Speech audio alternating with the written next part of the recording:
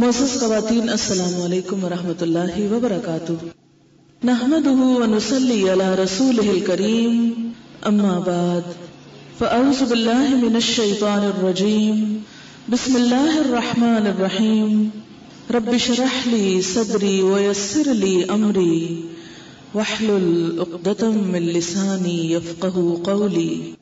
یا ایھا الذین آمنوا قوا انفسکم واہلیکم نارا وقودها الناس والحجارہ علیہا ملائکۃ غلاظ شداد لا يعصون اللہ ما امرہم ویفعلون ما یؤمرون۔ یا ایھا الذین کفروا لا تعتذروا اليوم انما تجزون ما کنتم تعملون۔ یا ایھا الذین آمنوا توبوا الی اللہ توبۃ نصوحا عسى ربکم ان یکفر عنکم سیئاتکم ویدخلکم جنات تجری من تحتها الانہار یوم لا یخزی اللہ النبی والذین آمنوا معہ نورهم يسعى بين أيديهم وبأيمانهم يقولون ربنا أتمم لنا نورنا واغفر لنا إنك على كل شيء قدير۔ يا أيها النبي جاهد الكفار والمنافقين واغلظ عليهم ومأواهم جهنم وبئس المصير۔ ضرب الله مثلا للذين كفروا امرأة نوح وامرأة لوط كانتا تحت عبدين من عبادنا صالحين فخانتاهما فلم يغنيا عنهما من الله شيئا وقيل ادخلا النار مع الداخلين۔ وضرب الله مثلا للذين آمنوا امرأة فرعون إذ قالت رب ابن لي عندك بيتا في الجنة ونجني من فرعون وعمله ونجني من القوم الظالمين۔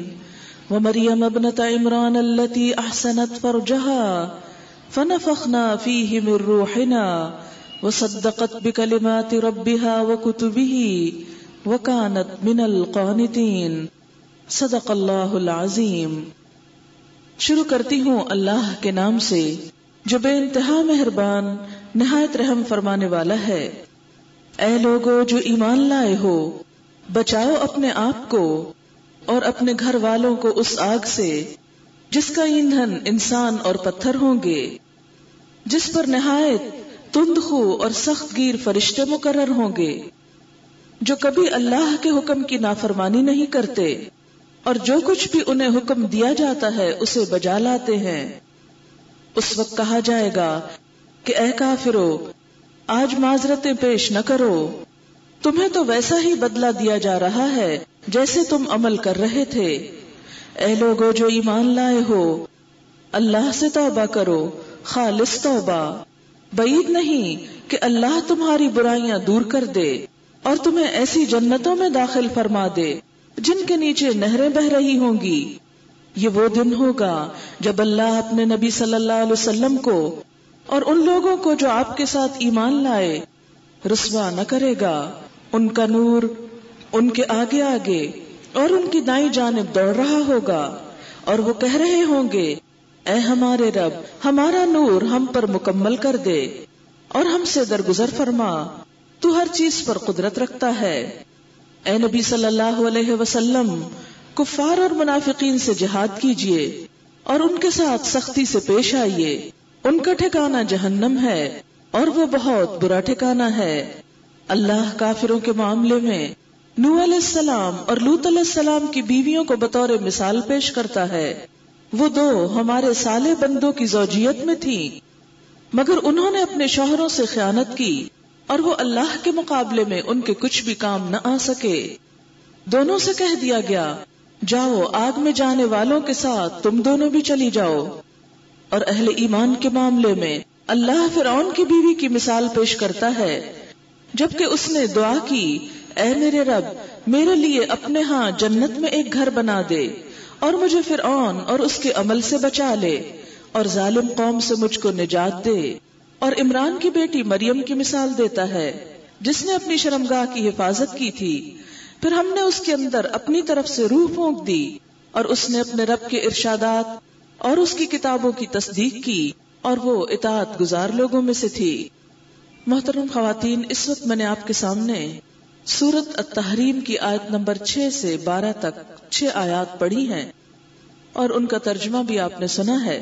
خطاب ہے ایمان والوں سے، یا ایھا الذین آمنوا، اے لوگو جو ایمان لائے ہو۔ کون ہیں ایمان والے؟ ہم ہیں، ہم سے خطاب ہے کیونکہ ہم ایمان کا دعویٰ کرتے ہیں، اللہ کو مانتے ہیں، اس کے رسولوں کو مانتے ہیں، اس کی کتابوں کو مانتے ہیں، آخرت کے دن کو مانتے ہیں، فرشتوں کو مانتے ہیں، ان تمام چیزوں پر ہم ایمان رکھتے ہیں، لہذا ہم ایمان والے کہلاتے ہیں۔ ایسے ہی ایمان والوں سے اللہ تعالیٰ خطاب فرماتے ہیں، یا ایھا الذین آمنوا، اے ایمان والو۔ جب اللہ تعالیٰ پکاریں تو ہمیں کیا جواب دینا چاہیے؟ کیا کہنا چاہیے کہ اے ہمارے رب، ہم حاضر ہیں، آپ ہمیں کیوں پکار رہے ہیں؟ آپ دیکھیے کہ پکار کا جواب دینا لازم ہوتا ہے۔ جب آپ کا نام لے کر کوئی آپ کو بلائے تو آپ کیا کہیں گے؟ چپ رہیں گے؟ نہیں، فوراً توجہ کریں گے۔ میرا نام کسی نے لیا، مجھے کسی نے پکارا، مجھ سے کوئی کچھ کہنا چاہتا ہے۔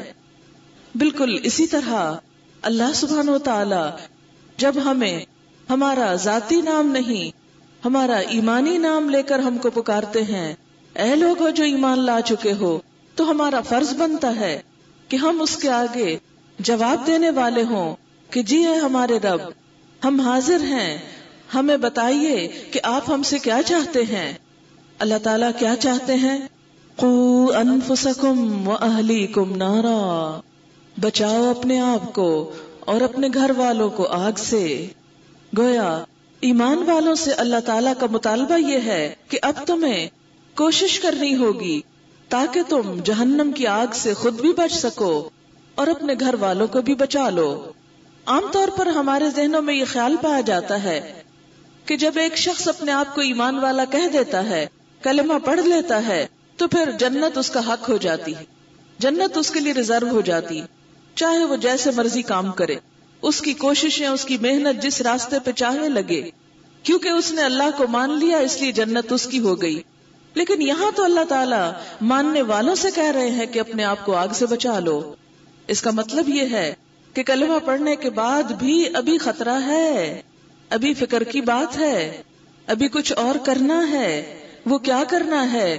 قوا انفسکم، اپنے آپ کو بچانا ہے، اور صرف اپنے آپ کو نہیں، کیونکہ اسلام خود غرضی کا دین نہیں کہ جس میں انسان صرف اپنی ذات کی فکر کرے۔ اس پر تو لازم ہے کہ وہ اپنے قریب ترین لوگوں کی اور اپنے آس پاس کے لوگوں کی فکر کرے، اور سب سے پہلے جس کی فکر لازم ہے وہ اپنے ہی بیوی بچے ہیں، اپنے ہی گھر والے ہیں کہ خود کو بھی بچاؤ، وَأَهْلِيكُمْ، اور اپنے اہل و عیال کو بھی بچاؤ۔ کس چیز سے بچاؤ؟ سردی سے، گرمی سے، بیماری سے، دکھ غم تکلیف سے، بھوک سے نہیں، وہ تو بچاؤ گے ہی، لیکن اس سے آگے بھی ایک اور چیز ہے جس سے بچانا لازم ہے، اور وہ ہے نارن، آگ۔ کون سی آگ؟ دنیا کی آگ نہیں۔ دنیا میں تو بچہ چولہے کی طرف جائے تو ہم چیخ پڑتے ہیں، کبھی نہیں چھوڑتے کہ اچھا جانے دو، کوئی بات نہیں، تھوڑا آگ سے کھیل ہی لے، شوق پورا کر لے۔ ہرگز نہیں۔ ہیٹر کی طرف بچہ قریب بھی پھٹکے تو ہم پریشان ہو جاتے ہیں کہ بچہ آگ کے پاس چلا گیا تو اس کے کپڑوں کو نہ پکڑ لے، اور اگر پکڑ لی تو کہیں اس کی ہلاکت نہ آ جائے، یہ ختم نہ ہو جائے، اس کو دکھ تکلیف نہ آئے۔ لہٰذا ہم مائیں ہر وقت چوکنی رہتی ہیں کہ بچے کیا کر رہے ہیں، بجلی میں ہاتھ نہ دے دے، کسی تار کو ہاتھ نہ لگا لے، چھری نہ پکڑ لے، آگ میں ہاتھ نہ ڈال لے، کپڑے آگ میں نہ پڑ جائیں۔ قوا انفسکم واہلیکم نارا، لیکن ایک آگ جس کی طرف سے ہم سب بے خوف ہو گئے ہیں، جس کی طرف سے ہم سب بے خبر ہو گئے ہیں، وہ ایک اور آگ ہے جس سے بچنے کے لیے یہاں کہا جا رہا ہے قوا انفسکم واہلیکم نارا، یہ جہنم کی آگ ہے جس سے بچنے کے لیے کہا جا رہا ہے. اور یہ آگ کوئی معمولی آگ نہیں، دنیا کی آگ کے مقابلے میں 70 گنا زیادہ تیز آگ ہے. اور پھر علیہا ملائکۃ غلاظ شداد، اس آگ پر کچھ فرشتے مقرر ہیں جو اندر جانے والوں کو باہر نہیں نکلنے دیں گے، بھاگنے نہیں دیں گے. دنیا میں تو آپ دیکھیں کہ اگر کہیں آگ لگ جاتی تو انسان وہاں سے یا تو اس کو بجھاتا ہے یا بھاگ نکلتا ہے. اگر بجھا نہیں سکتا تو بھاگنا شروع کر دیتا ہے.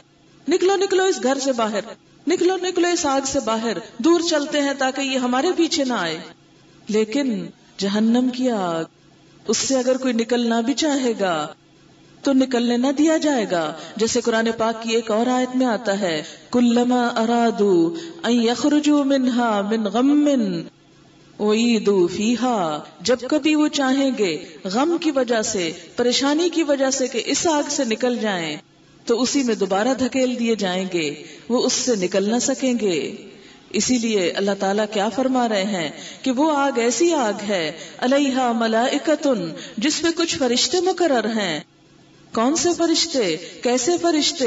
رحمت کے فرشتے؟ نہیں، عذاب کے فرشتے. کیا صفات ہیں ان کی؟ غلاظ، بڑے سنگ دل ہیں، غلیظ القلب، بڑے شدید قسم کے ہیں، بہت سخت قسم کے ہیں، شداد، شدید ہیں، تندخو ہیں، سخت گیر ہیں، سخت پکڑنے والے ہیں، کسی کے ساتھ کوئی ترس کھانے والے نہیں، کسی کے ساتھ ان کی کوئی دوستی نہیں، کوئی ان کی مدد نہیں کریں گے. علیہا ملائکۃ غلاظ شداد لا یعصون اللہ ما امرہم، جو اللہ ان کو حکم دے گا اس کی نافرمانی نہ کریں گے. یعنی اگر اللہ تعالیٰ کے حکم سے ان کو اس ڈیوٹی پہ مقرر کیا گیا ہے تو وہ کسی وقت سستی نہ کریں گے. دنیا میں تو کیا ہوتا ہے، پہرے دار غافل ہو جاتے ہیں، کبھی چوکیدار سو جاتے ہیں، کبھی ویسے بھول جاتے ہیں یا ادھر ادھر نکل جاتے ہیں، اور لوگ جیل کے دروازے کاٹ کے بھی باہر بعض اوقات نکل آتے ہیں. لیکن یہاں کے فرشتے، نہ ان کو نیند آتی ہے، نہ اونگ آتی ہے، نہ وہ اپنی ڈیوٹی سے غافل ہوتے ہیں. علیہا ملائکۃ غلاظ شداد لا یعصون اللہ ما امرہم، اللہ نے جو ان کو حکم دیا اس کی نافرمانی نہیں کرتے، اپنے اس کام میں کوتاہی نہیں کرتے. آپ دیکھیے کہ ایسی جگہ بتائی ہے اللہ تعالیٰ نے کہ جس سے ایمان والوں کو بچنے کے لیے کہا گیا ہے. اور پھر کیا فرمایا؟ وَيَفْعَلُونَ مَا يُؤْمَرُونَ، وہی کرتے ہیں جو حکم دیے جاتے ہیں. اب دیکھیے کہ یہاں پر جو ایمان والوں کو بہت بڑی ذمہ داری دی جا رہی ہے وہ کیا ہے کہ اپنے ساتھ ساتھ اپنے بچوں کی بھی فکر کرو، اپنی نسلوں کی آئندہ کی فکر کرو کہ وہ کس رخ پہ جا رہے ہیں، وہ کیا کر رہے ہیں. یاد رکھیں کہ دنیا کی آگ تو یا لکڑی سے جلتی ہے، کوئلے سے جلتی ہے، یا پھر گیس سے جلتی ہے، تیل سے جلتی ہے، لیکن جہنم کی آگ انسان کے گناہوں سے جلتی ہے، انسان کے گناہوں سے جلتی ہے، غلط کاموں سے جلتی ہے. ایک روایت میں آتا ہے کہ جنت اور جہنم کچھ نہیں مگر چٹیل میدان ہے، جیسے یہ زمین ہے ایسے میدان ہے. انسان اگر نیک کام کرتا ہے تو وہ اپنے لیے ایک باغ اگا لیتا ہے، ہر کلمہ سبحان اللہ سے ایک جنت میں درخت اگتا ہے. اور اسی طرح جو گناہ بھی انسان کرتا ہے تو اپنی اس آگ کو تیز کرتا ہے، اس کو بھڑکاتا ہے. اس لیے ہمیں سوچنا چاہیے کہ ہم کیا کر رہے ہیں، نیکی کر کے اپنی اس جنت کو سنوار رہے ہیں یا اللہ تعالیٰ کی ناراضگی کے کام کر کے اس جہنم کو بھڑکا رہے ہیں. اللہ تعالیٰ نے صاف طور پر صاف بچنے کے لیے کہہ دیا، اے ایمان والو بچو اور بچاؤ، اپنے آپ کو بھی بچاؤ اور گھر والوں کو بھی بچاؤ. اب آپ دیکھیں کہ ہم میں سے جو اس مجلس میں آج بیٹھے ہیں زیادہ تر ہم مائیں ہیں جو بچے پیدا بھی کرتی ہیں، بچوں کو پالتی بھی ہیں، بچوں کو پروان بھی چڑھاتی ہیں. ہم سب اپنی ذمہ داریاں سوچیں کہ ہم کیا کیا ذمہ داری پوری کر رہے ہیں. آپ دیکھیں کہ پورے قرآن پاک میں آپ کو یہ نہیں ملے گا کہ اے لوگو جو ایمان لائے ہو اپنے بچوں کو کھانا کھلایا کرو، ان کے کپڑے دھویا کرو، اور گھر صاف کیا کرو، ان کی شادیوں کی فکر کرو، ان کے جہیز خوب تیار کرو. کہیں نہیں لکھا ہوا، کیونکہ یہ تو انسان کی ضرورت ہے تو پوری کرے گا. انسان بھوک لگے گی تو روٹی کا بندوبست کرے گا، اپنے لیے بھی بچوں کے لیے بھی، روٹی کھلانے کے لیے کمائی بھی کرے گا اور ان کے لیے گھر بھی بنائے گا، کپڑے بھی پہنائے گا ان کو. لیکن ایمان والوں کی ذمہ داری صرف یہی نہیں کہ جسم کی ضرورتیں پوری کرتے رہیں, کہ بھوک لگے تو کھانا کھا لیں, یا اور ضروریات ہوں تو صرف ان کو پورا کرنے کے لیے صبح سے شام تک فکر کیا کریں. نہیں, یہ ذمہ داری تو ہے ہی, کیونکہ اس کے بغیر گزارا جو نہیں, یہ تو مجبوری ہے, یہ تو کرنا ہی ہے. لیکن ایک اور دنیا بھی ہے اس دنیا کے بعد, وہاں کی بھی کچھ ضروریات ہیں, وہاں کے لیے بھی کچھ کام کرنا ہے, اور وہ کام بھی آج کرنا ہے, اس دنیا میں کرنا ہے, اس زندگی میں کرنا ہے. وہ کل نہیں ہو سکتا, اس کو بھی آج ہی کرنا ہے. جہاں ہم اس گھر کو بنانے کی فکر کر رہے ہیں, وہاں ساتھ ہی اس گھر کے بنانے کی فکر بھی کریں.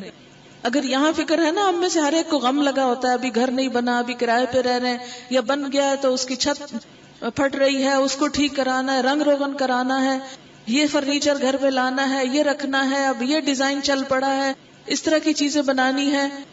ساری زندگی صبح سے لے کے رات تک یہی فکریں تو کرتے رہتے ہیں. یہ پرانا ہو گیا ہے, یہ بدلنا ہے, اسی قسم کی باتیں سوچتے رہتے ہیں. لیکن سچی بات ہے, ہم میں سے ہر شخص خود سے پوچھے.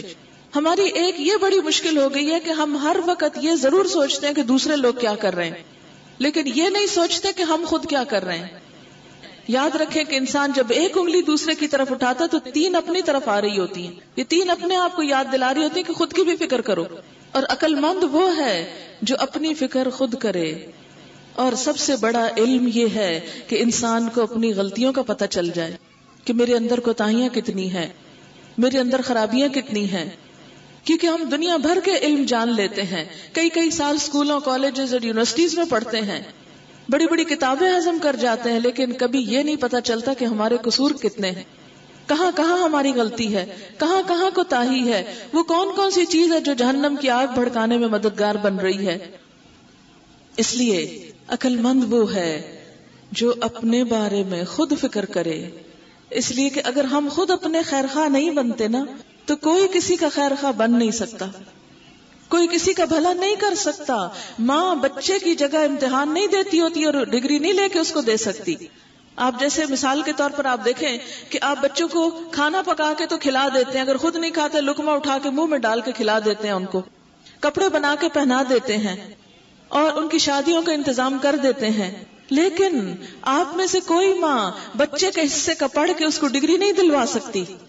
کبھی ایسا ہوا کہ بچہ سکول نہیں جانے کو دل چاہتا تو ماں کے اچھا بچے کوئی بات نہیں, تیرے حصے کا سکول بھی میں جاؤں گی, اور تیرے حصے کا امتحان میں دوں گی, اور تیرے حصے کے نمبر میں لے کے تجھے دے دوں گی. یہ نہیں ہو سکتا. بالکل اسی طرح آخرت میں بھی کوئی کسی کے کام نہیں آ سکتا, کوئی کسی کے حصے کا عمل نہیں کر سکتا, کوئی کسی کے حصے کی جہنم میں نہیں جل سکتا. اس دن تو ہر شخص کو اپنی فکر پڑی ہوگی.